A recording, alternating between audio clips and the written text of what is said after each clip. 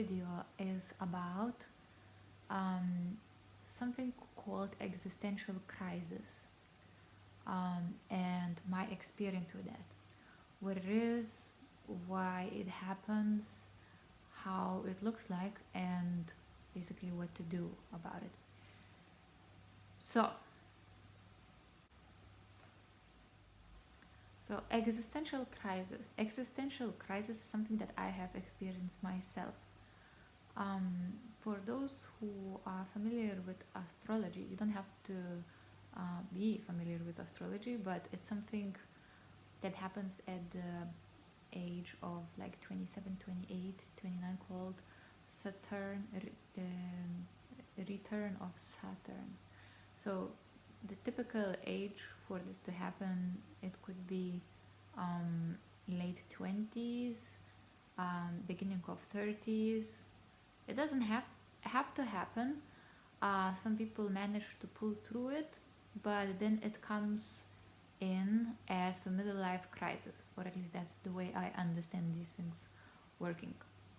So it's I don't want to say that that's actually tied with any particular age, because existential crisis is when you become in doubt and start to question anything about existence or your existence, and everything about what you have taken as given for basis of your existence, and the things that you have been living by and have not questioned before. But now, for whatever the reason, it seems that the things that you thought are true and the things that you thought are supposed to be working are no longer working. So it's the time when you think, or when you start to feel, that everything that you learned and everything that you knew and everything that you believed in is no longer valid, or it's not true anymore, or for whatever the reason it no longer works, or what you thought will make you happy is not making you happy. So it could be even after achieving your dream or a goal, when you suddenly feel this kind of sensation of emptiness and loss within yourself. So, existential crisis. In my own experience, it happened when I was 29, before I turned 30, and when I realized that the life that I was living is not actually what I wanted to live like, and is not what I actually want. And the things that I thought I wanted are not the things that I actually want. Why? Because it doesn't make me happy.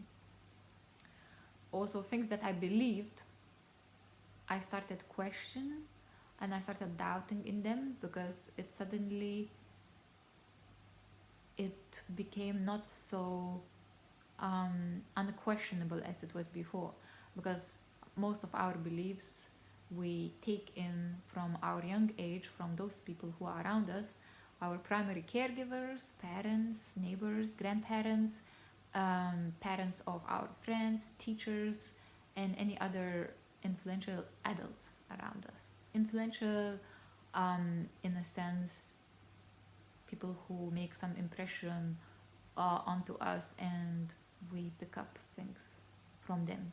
And that happens by default, as when we are children and when we are at this very impressionable age, we don't really distinguish, we don't really discriminate between, like, yeah, this person I want to take example from, and this person I don't want to take example from.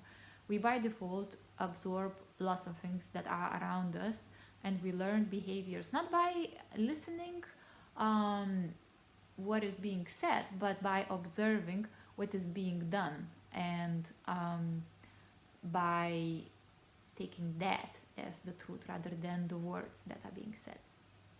Okay, so existential crisis looks like this.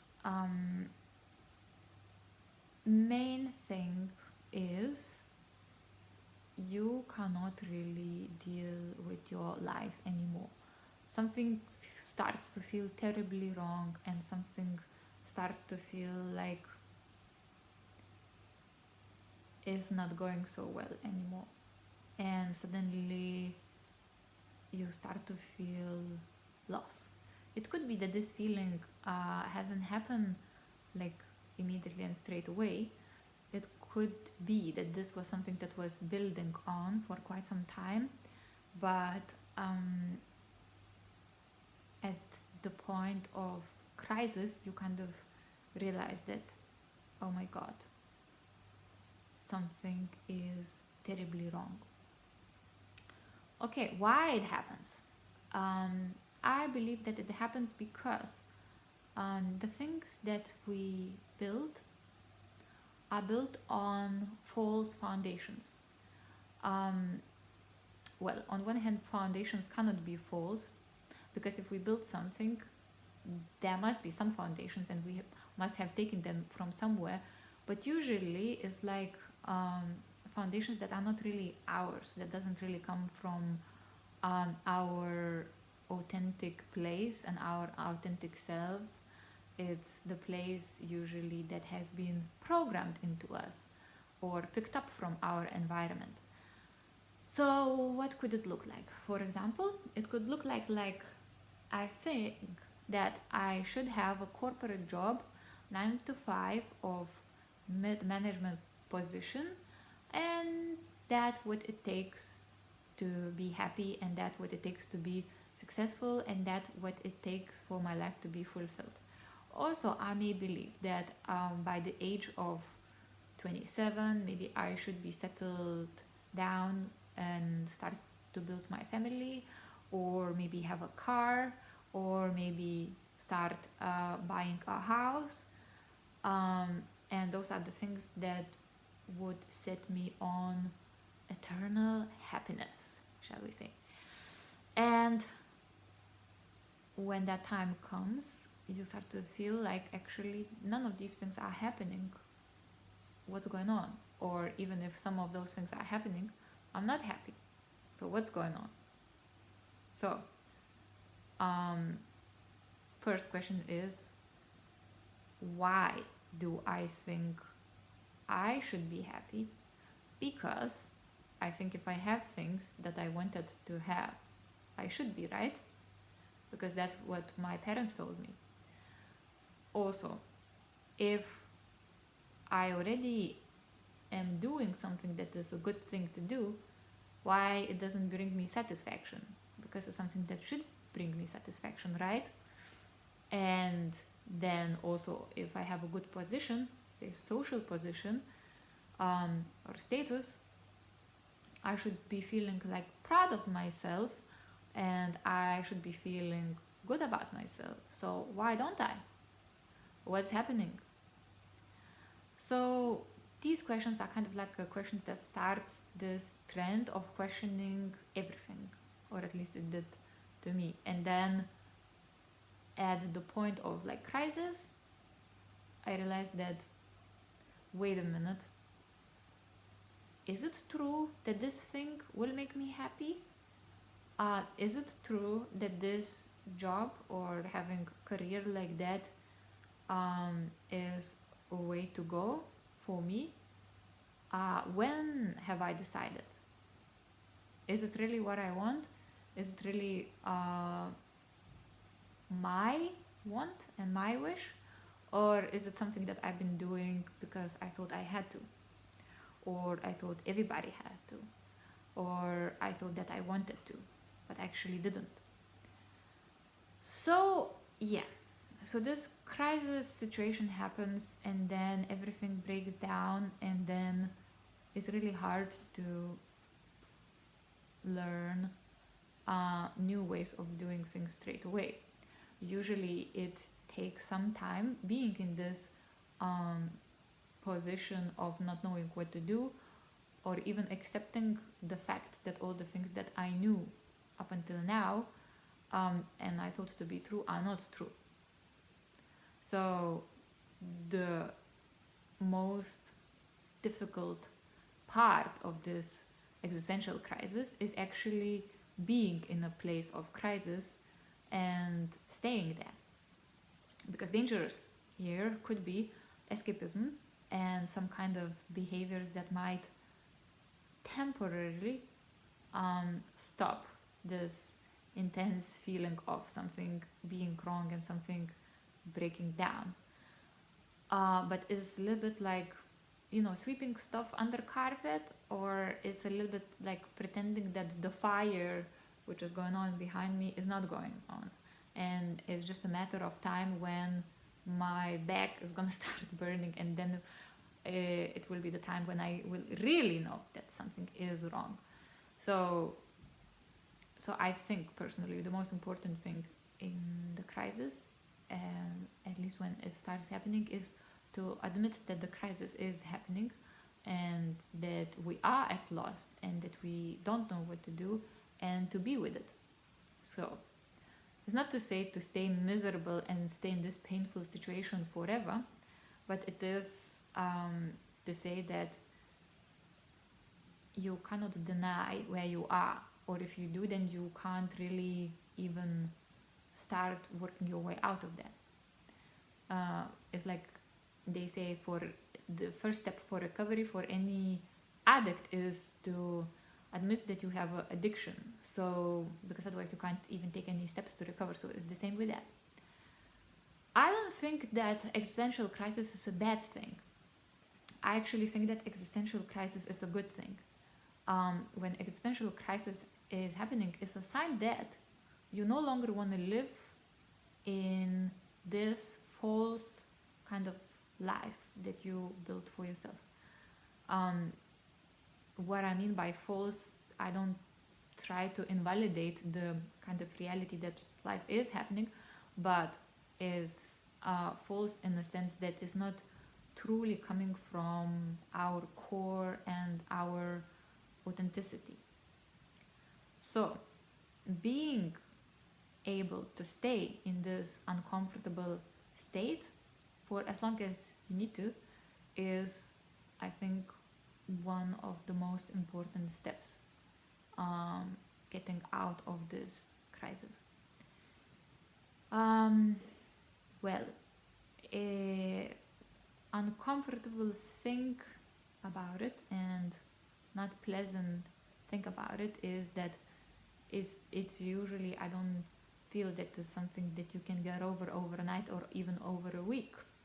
I'm not saying it's not possible, but I'm just talking from my own experience. It took me more than a year, I guess, of being in that state to start actually moving past that. A good thing, I personally think, is to seek help from professional if that's what you want to do, or if you feel like it's something that you could benefit from. I personally did, and I was doing weekly sessions with a psychologist who was also specialized in existential crisis, and I found it quite helpful. Even at the beginning I didn't really believe it will work, but in a few months after doing the regular therapy, I started to actually see, maybe it does work. What helped me to do is to actually not try to artificially recover from that. It helped me to take my own pace at my own speed and to let things to come up and arise naturally. So I wasn't forcing anything, and I wasn't forcing speed of my recovery. And it taught me patience, and it taught me value of staying with myself in the difficult times for prolonged period of time. Because if we would start escaping ourselves at that point, the chances are we would probably come into this crisis situation a bit later in the future, but probably it would be more intense and more painful than it is right now. So as we are staying in this crisis situation and state, another thing that we can start doing is to slowly start pick up things that are ours, or let things arise that are ours. So it this slowness and this beingness in this state of not knowing where to go helps us to actually give enough time for us to see and recognize the things that we want to have in our lives and the things that we want to build on in our lives.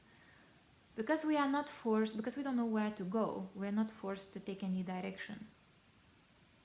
Or we can try to take directions and test it out for ourselves if it's something that works for us or not.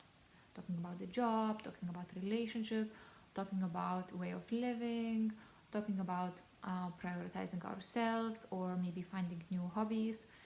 I remember I did lots of search, I taken lots of courses, I even started learning a new language, I started exploring new cultures, I started kind of doing things that I wanted to do. Not necessarily, I didn't go as extreme as quitting my job and going world traveling, because it's just not something that made sense to me, and it wasn't something that made me feel safe. And safety for me was and still is quite important, very important. And I didn't feel like I had capacity to completely go out on a limb and just dive into just trying to find things that I enjoy. I actually carefully started exploring different things that I might enjoy. For example, like designing clothes, doing video editing, graphic design. Number of courses that I have signed up, it's enormous. I even started learning play music instruments. So basically it was like baby steps, but in an adult life, of trying to find something that I genuinely would like, that I genuinely would love, and go from there. So as I was doing it for during that period of year and even beyond that, I started discovering things that I do like and that I want to do in the future, or even the direction that I wanted to take started to kind of appear in front of me without really forcing it. So I think for anybody who's going through existential crisis, giving ourselves that time to be there, to be undecided about the direction that we want to take, or the steps that we want to do, or project that we want to start, is a very good time. Also, it kind of like when we don't know, then we know, because when we don't know, we know that what we have is not what we want, so we know that.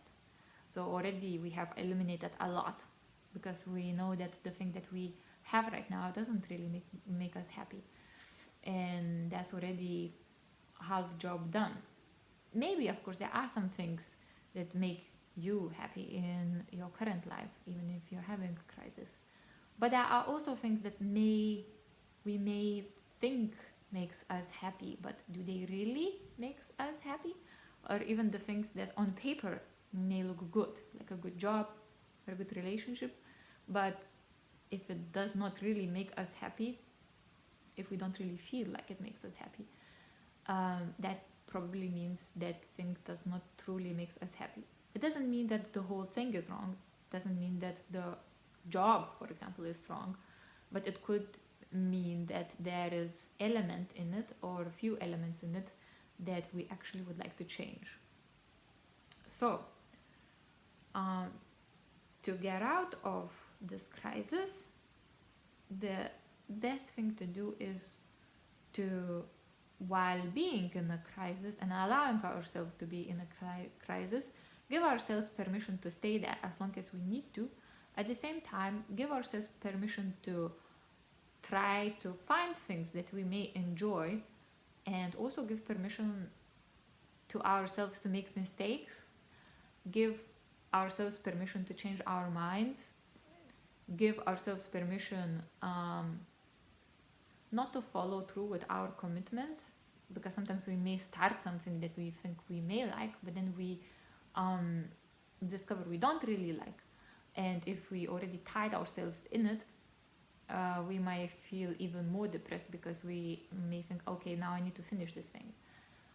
One example was from my own experience. I tried out acting course, and after one term in there, I realized that I don't really like the reality of what that offers. It's not really for me, not really for my personality.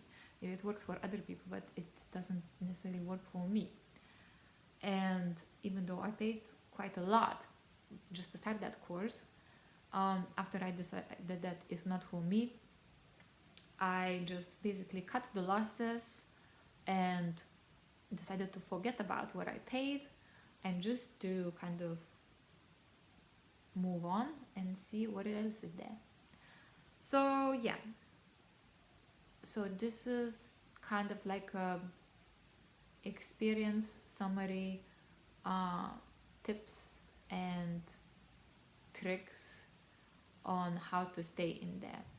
I don't believe there is necessarily strategy that would absolutely work for everybody, but I wanted to kind of send this message of encouragement that if you are in that place, and if it is something that you're experiencing right now, it's a sign that there is something in you that decided that the life that you're living right now, it no longer fulfills what you are set out to do, and it no longer meets your heart desire and your soul purpose.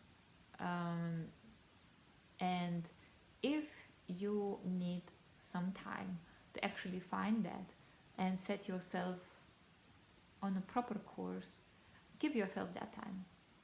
Don't be afraid to be in that state, because you allowing yourself being in there, it will benefit you in the future to the degree you can't even imagine. Because what you will get from that time where you allow yourself to find things by yourself, on your own, it will give you like pieces of gold to build your future on. And by staying on your own by yourself, I don't mean not to take any help from anyone, but I'm just saying filtering everything through your own filter, where you see and you truly feel what is the thing that is right for you.